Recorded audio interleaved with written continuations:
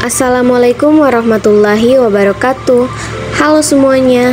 Pada video kali ini kami akan membahas mengenai kromatografi kolom di bawah bimbingan dosen kami, Ibu Alfrida Monika Salasa, SSI MKes.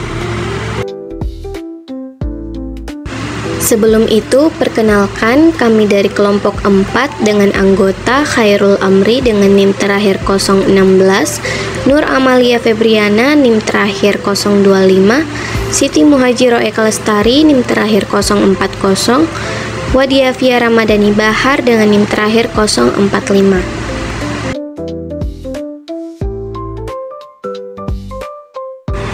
Secara definisi, kromatografi kolom adalah kromatografi yang menggunakan kolom sebagai alat untuk memisahkan komponen-komponen dalam campuran menjadi unit-unit yang terpisah satu dengan yang lain berdasarkan pada perbedaan sifat masing-masing. Kromatografi kolom digunakan untuk memurnikan senyawa dan mengisolasi konstituen dari campuran. Senyawa dipisahkan berdasarkan polaritas molekul dan perbedaan penyerapan pada adsorben. Prinsip kerja kromatografi kolom didasarkan pada absorbs komponen-komponen campuran dengan afinitas berbeda terhadap permukaan fase diam. Absorben bertindak sebagai fase diam dan fase geraknya adalah cairan yang mengalir, membawa komponen campuran sepanjang kolom.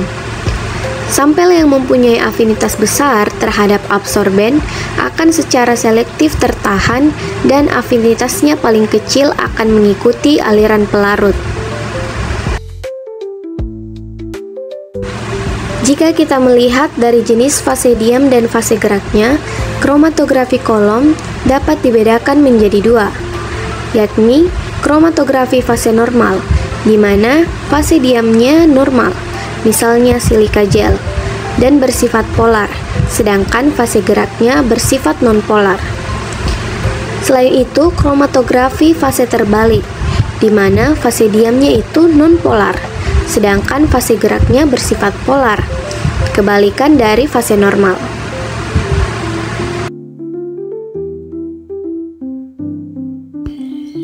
Adapun teknik pemisahan kromatografi kolom, yakni pada saat teradsorpsi, komponen dipaksa untuk berpindah oleh aliran fase bergerak yang ditambahkan secara kontinu. Akibatnya, hanya komponen yang mempunyai afinitas lebih besar terhadap adsorben akan secara selektif tertahan. Komponen afinitas paling kecil akan bergerak lebih cepat mengikuti aliran pelarut.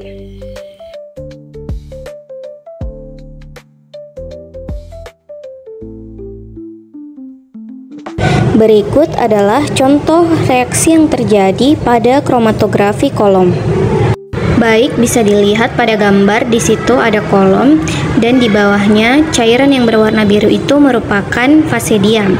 Dan setelah fase diam telah siap, maka kita bisa tambahkan sampel di atasnya.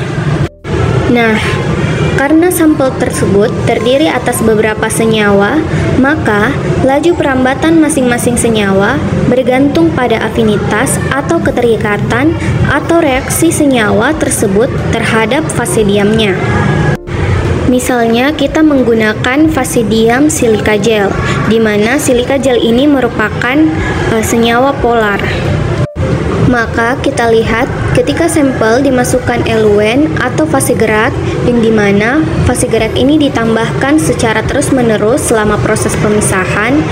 Setelah kita masukkan sampel, kemudian di atasnya dimasukkan eluen atau fase gerak, maka dia akan terbentuklah beberapa pemisahan senyawa. Karena silika gel sifatnya adalah polar, maka yang merambat lebih dulu atau lebih cepat adalah senyawa yang sifatnya interaksinya lemah terhadap fase diam, sehingga dia terpisah lebih cepat. Jadi karena interaksinya lemah dengan fase diam, maka komponen yang berwarna hijau tersebut dia akan lebih cepat terpisah.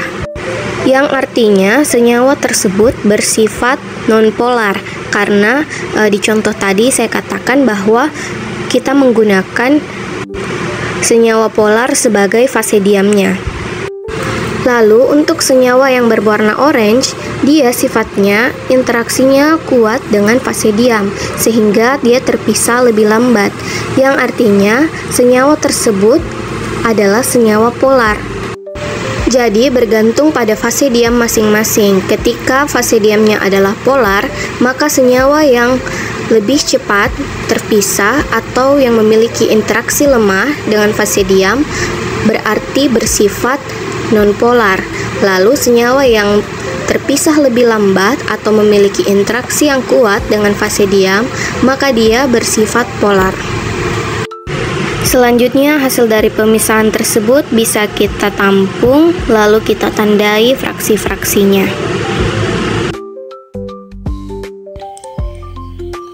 Adapun faktor-faktor yang dapat mempengaruhi pemisahan, yakni yang pertama, polaritas fase diam dan fase gerak. Polaritas ini mempengaruhi interaksi dengan komponen sampel. Selanjutnya, ukuran partikel fase diam. Semakin kecil ukuran partikelnya, maka semakin baik pemisahan yang dihasilkan. Yang ketiga, kecepatan elusi. Kecepatan fase gerak yang melewati kolom mempengaruhi waktu pemisahan. Dan yang terakhir, panjang kolom. Semakin panjang kolom, maka semakin baik pula pemisahan. Metode kromatografi kolom ini dapat digunakan dalam beberapa pengujian.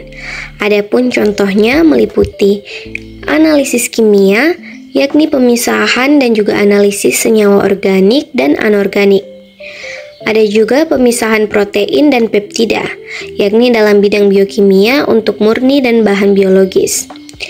Selanjutnya untuk bidang farmasi, yakni isolasi dan juga pemurnian senyawa aktif dalam pembuatan obat dan penyelidikan lingkungan, yakni analisis kontaminan dalam tanah, air, ataupun udara. Kromatografi kolom sendiri memiliki beberapa kelebihan dan kekurangan. Untuk kelebihannya, yang pertama, dapat digunakan untuk analisis dan aplikasi preparatif. Yang kedua, digunakan untuk menentukan jumlah komponen campuran karena komponen-komponen penyusunnya akan terpisahkan pada saat ilusi berlangsung. Yang ketiga, digunakan untuk memisahkan dan purifikasi substansi. Dan kekurangannya sendiri, yakni yang pertama, untuk mempersiapkan kolom, dibutuhkan kemampuan teknik dan juga manual. Dan yang kedua, metode ini sangat membutuhkan waktu yang lama.